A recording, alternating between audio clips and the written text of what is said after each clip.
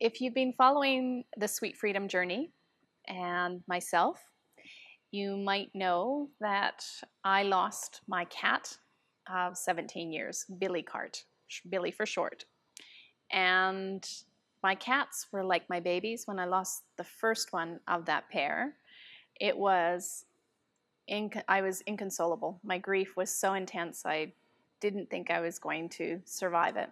And I had Billy to comfort me through that time. And so I've had 4 years with him after Callie died. And the grief was definitely intense. Andy was with me, as my friend Laura was with me when we had him put to sleep at the vet. It was one of the hardest decisions of my life. And I want to tell you, I started to just want it with sugar. So I started to indulge myself and say, well, I'm coping with it. At least I'm not using alcohol or drugs or, doing really self-destructive things. But I did start to just want it. And I think it's really natural in the world that we live in to want to cope with grief and loss with sugar. We call it the good girl's drug because it's safe, it's socially acceptable, and no one's going to judge you too harshly if you're having a croissant and a cookie at the farmer's market after your cat's just died, right? And I think that we're feeling loss on many levels. In the political climate right now, people are feeling a great deal of loss of control, right? We've seen the suicides of very influential people, who had a significant profile who, it's been disconcerting for many people to see these people taking their life. And that brings in a sense of loss. But loss and grief can come in so many different forms, not just the loss of a beloved pet or a child or a partner or a parent. It can come in the place of loss of financial grounding. People have become bankrupt and sometimes through no control of their own. There's a great deal of grief and loss that can come with that. It can come from limited mobility. It can come from divorce. It can come from going into a next phase of life where you're losing your youth. There's so many ways that we can actually experience grief, and that there are stages of grief that we go through when we're experiencing that.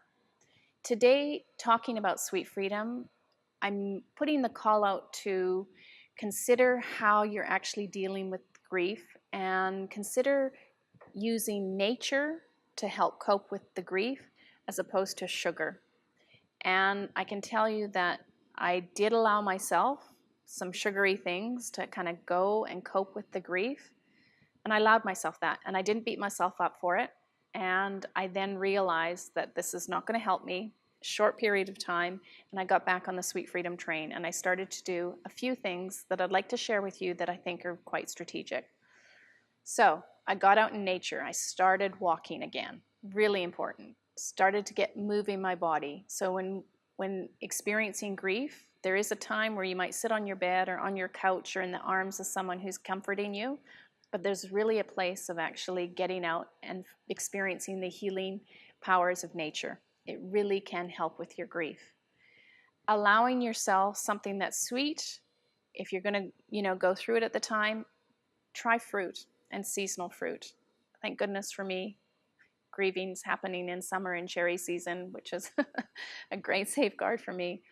But the refined sugars will only deepen your experience of those motions and will keep you longer in those periods of grief, and it will block the moments of joy that you naturally experience in between your stages and phases of grieving.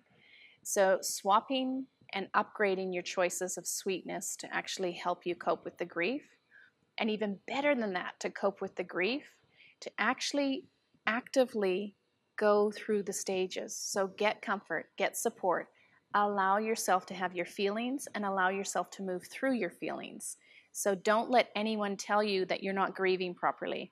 It's a very personal experience, and no one can actually determine how you're meant to grieve. And also understanding that you might do some weird things, think some weird things, experience some weird feelings in the process of grief. And just allow yourself to have those, move through them, and always understand that everyone grieves at a different pace and in a different way, and not to judge yourself. around your own grief. You'll get enough of that from people around you, hopefully not too much of it. So one of the best ways is just not to judge yourself and allow your natural body, your natural mentality, your spirit and your mind to go through the loss and the grief in your own way. Grief in life is inevitable. Pain is inevitable, but suffering is optional. And if you're using sugar to cope with your grief, suffering is going to be much more likely. So bottom line, you got to do what you need to do to move through the grief. Understand it will happen in the time it's meant to happen. You will shorten the time and you will shorten the intensity by getting off of sugar.